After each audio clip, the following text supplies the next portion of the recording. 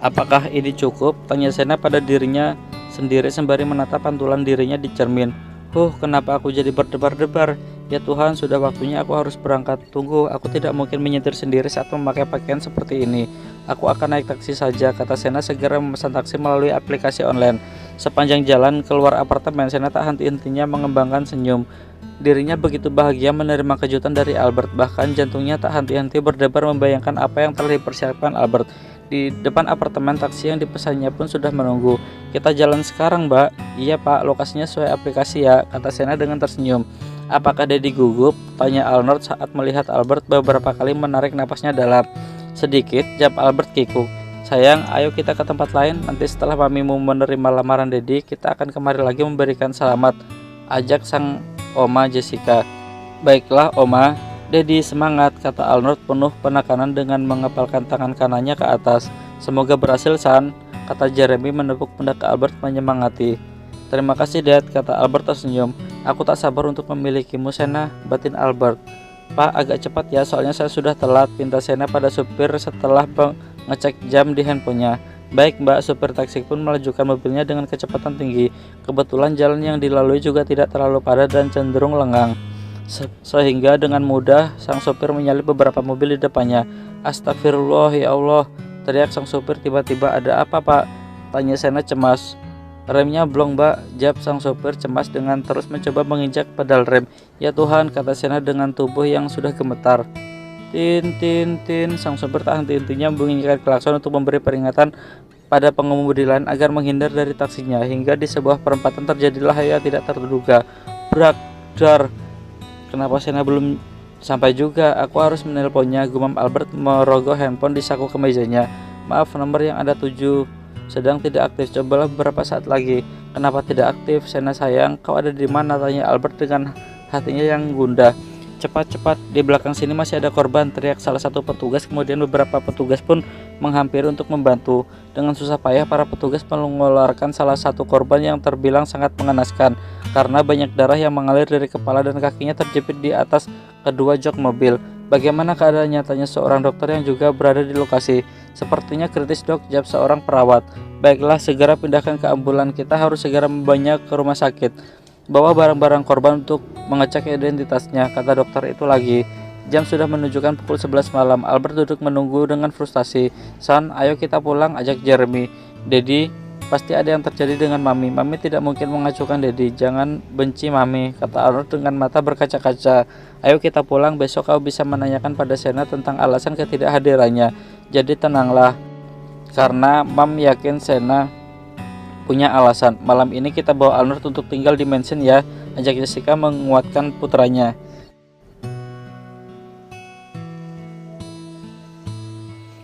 Apakah sudah ada info mengenai keluarga korban yang ada di bed 3? Tanya seorang dokter yang menyelamatkan Sena di lokasi kecelakaan.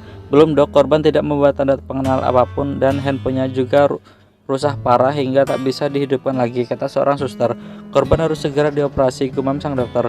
Tapi kita harus menunggu persetujuan keluarga korban, Dok. Aku yang akan bertanggung jawab. Tolong siapkan ruang operasi sekarang juga. Saya sendiri yang akan menanganinya, kata dokter tersebut meninggalkan suster yang masih bengong terheran-heran. Brak, Oma, kenapa Dedi membanting pintu? Apa Dedi sedang marah? Tanya Arnold dengan mata berkaca-kaca. Tidak, sayang, Dedi mungkin hanya kelelahan. Sekarang biarkan Dedimu istirahat. Oma yakin besok pagi semua akan baik-baik saja, kata Jessica menenangkan Arnold. Tapi Oma, sebenarnya apa yang terjadi pada Mami? Kenapa Mami tidak bisa dihubungi? Tanya Arnold yang sudah mulai melinangkan air mata. Mamimu pasti baik-baik saja. Ayo Oma, antar ke kamarmu. Kau juga harus segera istirahat, ajak Jessica. Keesokan harinya dengan perasaan marah bergegas menuju apartemen Sena. Ting tong, ting tong, ting tong. Sena, buka pintunya, Sena. Maaf Tuan, apakah Anda mencari Sena? Tanya seorang wanita. Ya, dia ada di dalam kan? Tanya Albert dengan wajah yang tidak bersahabat. Setahu saya, Sena belum kembali sejak keluar semalam. Cobalah Anda menghubunginya lewat telepon, jawab wanita itu. Terima kasih, kata Albert meninggalkan apartemen Sena. Brak, Albert membanting pintu mobil dan menundukkan keningnya di setir mobil. Sebegitu tidak inginnya kau untuk menikah denganku, sampai-sampai kau pergi menghilang begitu saja, bahkan tanpa pamit pada putra kita Arnold, gumam Albert dengan tersenyum miris. Albert memukul setir mobil hingga tidak sadar bahwa tangannya sudah membiru. Beberapa hari kemudian, Sena mengercapkan matanya, berusaha dengan fokus di sekelilingnya. Di mana aku, tanya Sena lirih. Kau sudah bangun Nona, tanya Jason, dokter yang menyelamatkan Sena. Aku di rumah sakit, tanya Sena lemah. Betul sekali, Anda di rumah sakit. Sekarang apa yang Anda rasakan? Tanya Jason memastikan. Sena berusaha bangun dari tidurnya. Melihat Sena begitu kesusahan, Jason pun membantu Sena untuk duduk dan bersandar. Dokter, kenapa aku tidak bisa merasakan kakiku? Tanya Sena bergetar. Jason menarik nafasnya panjang. Akhirnya apa yang ia takutkan benar-benar terjadi. Saat kecelakaan terjadi, bagian kaki Sena terjepit hingga membuat kaki kanan dan kaki kiri Sena patah. Walau dokter berhasil memperbaiki struktur tulang kakinya agar terlihat baik-baik saja, tapi tidak dengan saraf di kaki Sena yang rusak parah hingga tidak bisa diobati. Tenanglah, kau baru bangun, kau harus istirahat dulu, nanti akan kujelaskan, kata dokter Jason. Tanggal berapa sekarang? Tanya Sena tanpa menatap dokter Jason. Tanggal 9 Mei. Tidak mungkin aku tidak sadar selama itu, kata Sena yang menangis menyadari bahwa sekarang sudah 8 hari semenjak kejadian naas yang membuatnya tidak bisa menepati janji pada pria yang ia cintai. Bisa kau beritahu aku siapa namamu dan di mana keluargamu agar aku bisa menghubungi mereka? Tanya dokter Jason. Sebelum itu katakan padaku, apa aku lumpuh? Tanya Sena dengan tatapan nanar. Sekarang mungkin iya, tapi percayalah masih ada harapan walaupun kecil. Setelah bisa menghubungi keluargamu, aku akan menjelaskan keadaanmu dan cara untuk memulihkan keadaanmu, jawab dokter Jason menguatkan. Tidak cukup katakan padaku, aku bisa membayarmu untuk pengobatanku. Tolong bantu aku pulih karena aku tidak mungkin bertemu mereka dengan keadaan yang menyedihkan seperti ini, kata Sena dengan berderai air mata memohon. Dokter tampan itu menatap wanita di depannya dengan perasaan iba. Ia tidak bisa berkata apa-apa lagi untuk menenangkan wanita yang bahkan ia sendiri belum tahu namanya.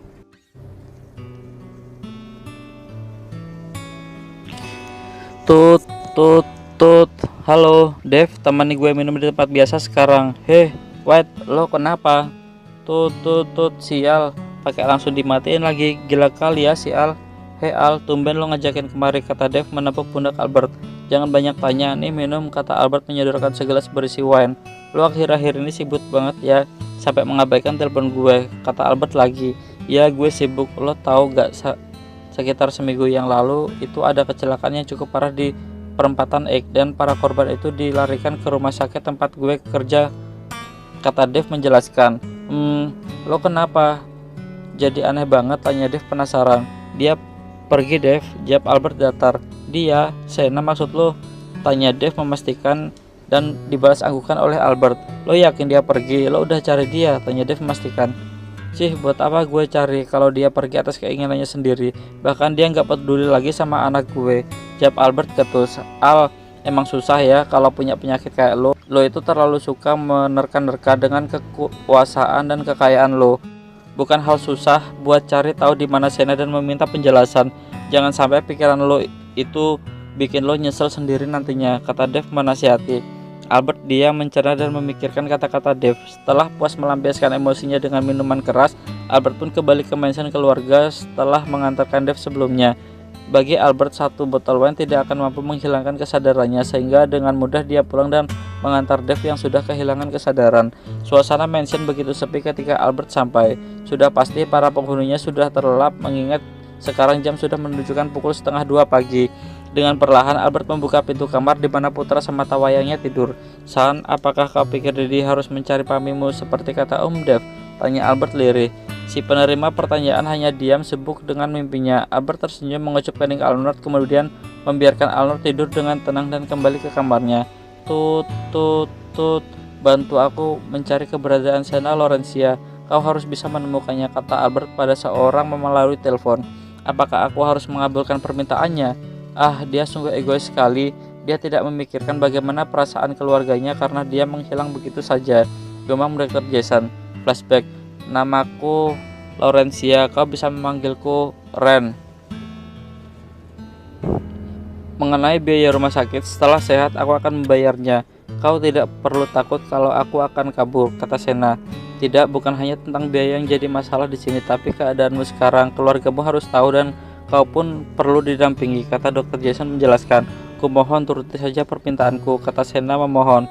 Pagi ini di meja makan begitu hening. Sejak malam lamaran yang gagal itu, anggota keluarga Nero tidak ada yang berani menyinggung Albert. Dedi, ya, aku ingin kembali ke apartemen. Untuk apa? Mamimu tidak ada di sana. Aku hanya mau mengambil beberapa barang milikku. Baiklah, pulang sekolah nanti Dedi akan membawamu ke sana. Sekarang habiskan sarapanmu, Dedi akan mengantarmu ke sekolah. Baik, terima kasih Dedi. Mam, Dad kemana? Kenapa tidak kelihatan? Tanya Albert pada Jessica. Dadmu pergi ke Jerman menengok perusahaan yang ada di sana, jawab Jessica. Kenapa Dad tidak meminta Albert saja untuk pergi ke sana? Dad sudah terlalu tua untuk melakukan perjalanan dinas yang jauh seperti itu, tanya Albert. Sepertinya yang dijanjikan oleh Albert sepulang sekolah, ia membawa Arnold ke apartemen Sena untuk mengambil beberapa barangnya. Setelah selesai dengan apa yang dicari, Arnold memasuki kamar Sena. Tidak ada yang berubah dari kamar itu, kecuali ketidakhadiran Sena. Arnold membuka lemari pakaian Sena, memastikan bahwa maminya mungkin benar-benar pergi meninggalkan dan sang daddy.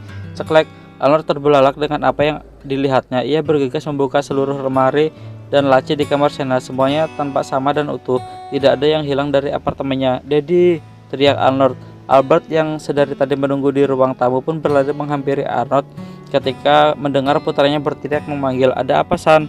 Dedi, lihatlah, Mami tidak meninggalkanku. Mami tidak meninggalkan kita, Dedi. Semua barang Mami utuh, kata Arnold dengan berurai air mata. Albert kaget tak percaya dengan apa yang dikatakan putranya. Ia bergegas meneliti barang-barang Sena yang di lemari, bahkan di segala penjuru kamar. Ya, semuanya tampak utuh kecuali box hitam darinya, di mana isinya sudah tidak ada. Gaun heels dan clutch yang dia berikan untuk Sena dipakai di malam ia akan melamar wanita itu. Jantungnya mulai berdebar kencang, tangannya yang mulai bergetar berusaha meraih handphone di sakunya. Seketika ia teringat dengan kata-kata Dave saat tibar mengenai kecelakaan besar di perempatan X di malam yang sama saat ia berencana melamar Sena. Perempatan itu sudah pasti Sena akan melewati jalan itu ketika akan berangkat ke lokasi yang ia sebutkan. Tut. Halo? Dev, apakah kamu memiliki daftar korban dari kecelakaan yang kau ceritakan tempo hari yang di perempatan X itu? Ya, aku mohon cari tahu apakah Sena salah satu korbannya. Kumohon segeralah. Baiklah, aku akan memeriksanya sekarang. Nanti aku akan menghubungimu lagi begitu mendapatkan infonya. Tut. Jadi, Mami pasti tidak meninggalkan kita, kata Arnold masih terisak. Albert menarik Arnold dalam pelukannya. Selamat siang, suster, sapa Dev. Selamat siang, Dr. Dave. Ada yang bisa kami bantu? Tanya seorang suster. Bolehkah aku meminta daftar korban kecelakaan tempo hari itu? Tanya Dave. Tentu saja, dokter, tunggu sebentar, kata sang suster kemudian mencari daftar korban kecelakaannya diminta Dave. Suster, ini daftar obat injeksi untuk pasien di ruang VIP nomor 4, kata Dr. Jason menyerahkan selembar kertas pada salah satu suster. Selamat siang, Dr. Jason, sapa Dave. Dr. Dave, jarang-jarang saya melihat Anda di sini, kata Dr. Jason menggoda. Haha, saya ini hanya dokter baru, jadi masih perlu adaptasi dari bawah, kata Dave bercanda. Dr. Dave, ini daftar korban kecelakaan yang Anda minta, kata sang suster menyerahkan sebuah map. Terima kasih suster, kata Dave tersenyum. Daftar korban kecelakaan, tanya Dr. Jason. Ah, itu temanku kehilangan saudaranya dan dia punya firasat bahwa saudaranya menjadi salah satu korban kecelakaan itu, kata Dave sembari meneliti satu persatu nama di daftar korban hingga nama pasien terakhir membuat mengernyitkan dahi. Bagaimana, apakah ada? Tanya Dr. Jason. Ada, tapi aku tidak yakin. Saudara temanku bernama Sena Laurencia, tapi di daftar ini ada yang bernama Laurencia, kata Dave. Sena Laurencia, dia pasienku. Kamu memastikannya? Siapa tahu mereka orang yang sama, kata Dr. Jason menyarankan. Benarkah? Kebetulan sekali, aku akan memastikannya. Apakah dia saudara dari temanmu yang hilang itu? Kata Dave dengan wajah sumringah. Kalau begitu, mari aku antarkan, ajak Dr. Jason. Baik dok. Tring. Maaf, tunggu sebentar, aku angkat telepon dulu, kata Dr. Jason menjauhkan diri untuk mengangkat telepon. Setelah selesai dengan teleponnya, Dr. Jason pun kembali menghampiri Dave. Dr. Dave, aku minta maaf, sepertinya aku tidak bisa mengantarmu. Ada hal penting yang harus aku lakukan. Kau bisa ke sana dan memastikan sendiri. Dia ada di ruang VIP nomor 4, kata Dr. Jason. Tidak apa-apa dokter, terima kasih, kata Dave memaklumi. Baiklah, aku pergi dulu, semoga memang dia yang kucari. Pamit, Dr. Jason menepuk pundak Dave. Dengan langkah lebar, Dave menuju ruangan yang disebutkan oleh Dr. Jason. Sesampainya di depan ruangan yang dituju, Dave melirik dari balik kaca yang terpasang di pintu ruangan. Semoga lekas sehat, Nona, kata seorang suster. Terima kasih, Sus, kata Sena tersenyum. Dek, Sena, itu benar Sena. Albert pasti akan senang dengan mendengar berita ini, gumam Dave tersenyum bahagia karena berhasil menemukan keberadaan wanita yang dicintainya sahabatnya itu. Ceklek, dokter, kata suster yang baru saja keluar dari ruang rawat Sena. Kemarilah, Aku ingin tahu mengenai pasien yang ada di dalam, kata Dave menginstruksi dan menarik tangan sang suster menjauh dari ruang rawat Sena. Maksud dokter Nona Laurencia? Tanya sang suster. Benar, dia saudara temanku. Jadi aku ingin tahu keadaannya, kata Dave tanpa basa-basi. Ya Tuhan, akhirnya dia selalu menolak untuk memberikan info mengenai keluarganya, Dok. Nona Laurencia sangat malang, kakinya lumpuh akibat kecelakaan itu. Oleh karena itu dia kehilangan kepercayaan diri untuk bertemu keluarganya, kata sang suster. Dave mengusap wajahnya kasar begitu mendengar keadaan Sena. Selain itu, apakah ada sesuatu yang fatal lagi? Tidak dok, semua sudah baik-baik saja, kata sang suster. Terima kasih info suster, kata Dave meninggalkan sang suster.